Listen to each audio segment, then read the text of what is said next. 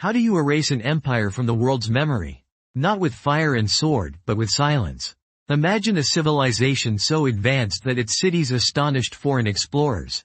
A kingdom whose walls rivaled the Great Wall of China, whose art redefined what was possible in bronze, and whose streets teemed with life and order while London was still a muddy medieval town. Yet, today, most people have never heard its name. Why? And who decided to wipe it from the pages of history? Welcome to the lost world of Benin. Not the modern nation, but the ancient kingdom that rose among the forests of West Africa. Picture this. It's the 15th century. Deep in a land Europeans called the Dark Continent, a city rises with broad avenues, master-planned streets, massive earthen walls, and thousands of homes.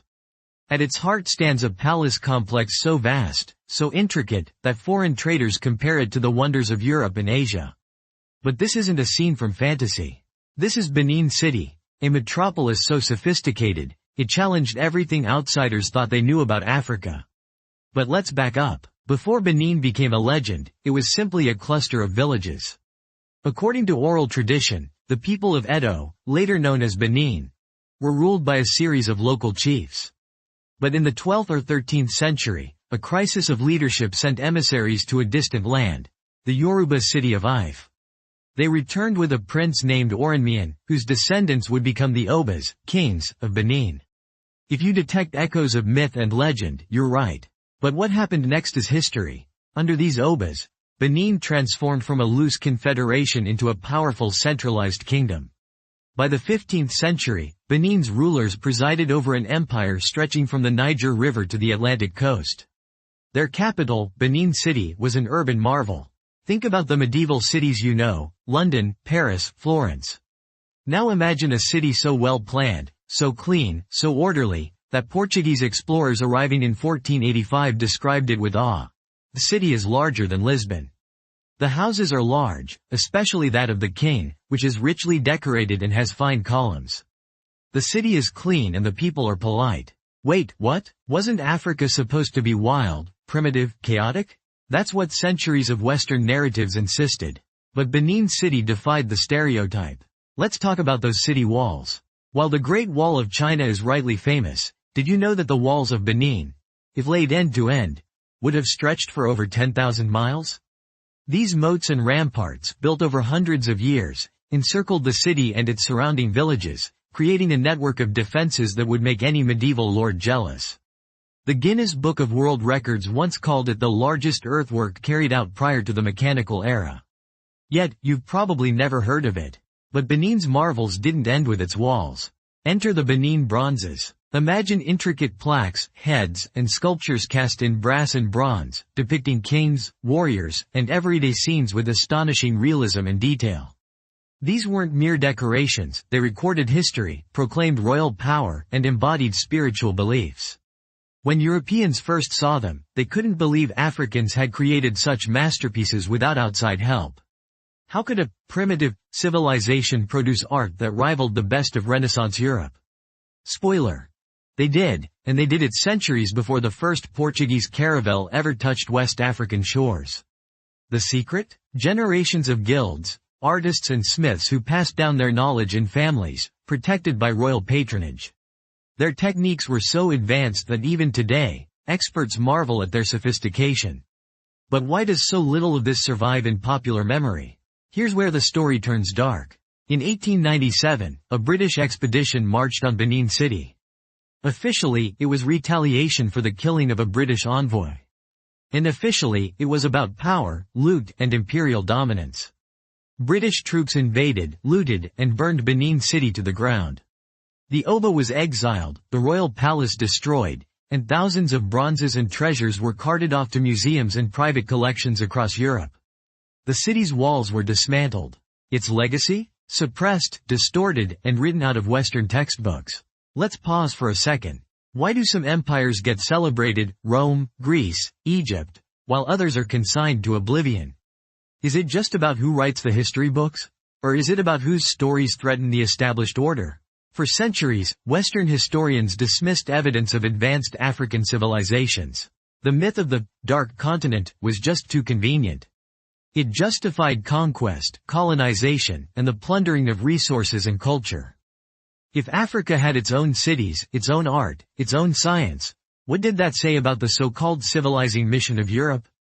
The erasure wasn't accidental. It was systematic. Colonial officials destroyed records, suppressed oral histories, and cast doubt on African achievements.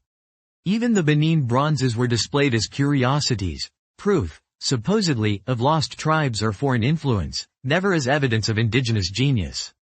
But the truth has a way of resurfacing. In recent decades, historians, archaeologists, and activists have begun to piece together Benin's story, sifting through oral traditions, surviving artifacts, and the ruins that still dot the Nigerian landscape. What they've found is astonishing.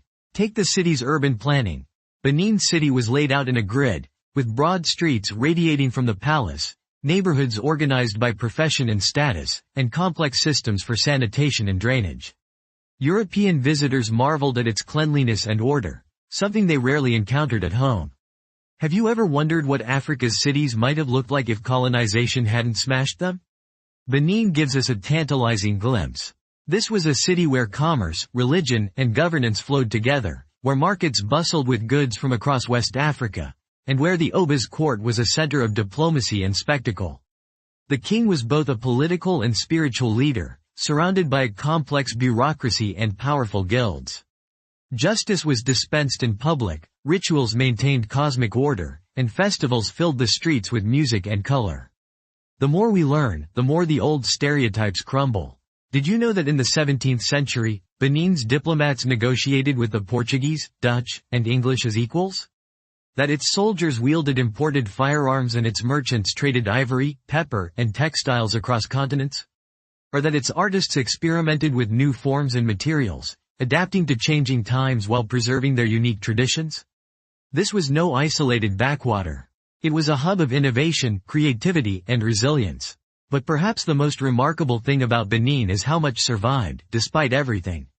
The bronzes, scattered across the museums of Europe and America, are now at the center of a global debate about restitution and historical justice. Should they be returned? Who owns the legacy of a stolen empire? For the people of Nigeria, the answer is clear. These are not relics, but living symbols of a civilization that endures. There are echoes of Benin all across West Africa. In the city of Lagos, in the rituals of Edo-speaking communities, in the rhythms of Nigerian music, and even in the calls for political accountability.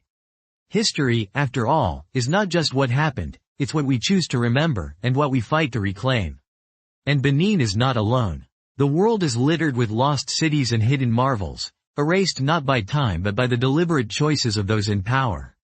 Think of Great Zimbabwe, with its soaring stone towers and mysterious origins.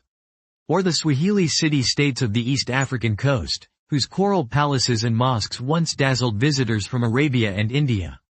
Or the forgotten empires of the Sahel, Ghana, Mali, Songhai, whose gold fueled the economies of medieval Europe, but whose stories were twisted or ignored by colonial chroniclers.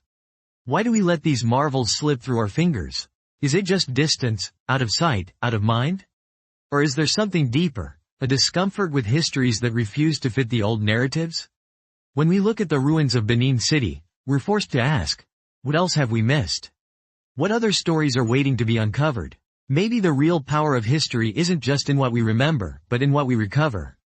Every time a piece of Benin's legacy returns home, every time a new generation learns about its lost empire, the silence grows weaker. The story becomes harder to erase. So, was Benin truly erased? Not entirely. Its walls may have fallen, its treasures scattered, but its memory survives, in art, in legend, and in the determination of those who refuse to let it disappear.